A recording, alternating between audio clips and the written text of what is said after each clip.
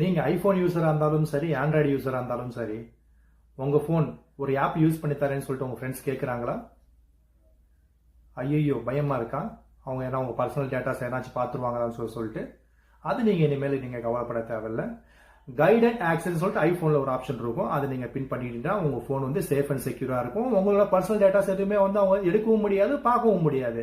அதே வந்து நீங்க வந்து ஒரு ஆண்ட்ராய்டு யூசரா இருந்தால் உங்களோட வந்து பின்னடு ஸ்கிரீன் ஒரு ஆப்ஷன் இருக்கும். அந்த பின்னட் ஸ்கிரீன் ஒரு ஆப்ஷன் வந்து எனபிள் பண்ணா அது நீங்க ஆட்டோமேட்டிக்கா வந்து அவங்க எந்த ஒரு உங்களோட பர்சனல் ஆக்சஸோ வந்து எதுவுமே வந்து அவங்களால பார்க்க முடியாது, எதுவுமே ஓப்பனும் பண்ண முடியாது. அவங்க யூஸ் பண்ற ஸ்கிரீன் மட்டும் தான் இருக்கும். ஓகேங்களா? அதை நீங்க இனிமேல் கவலைப்பட தேவையில்ல. அது எப்படி எனபிள் பண்ணுன்னு உங்களுக்கு தெரியலையா?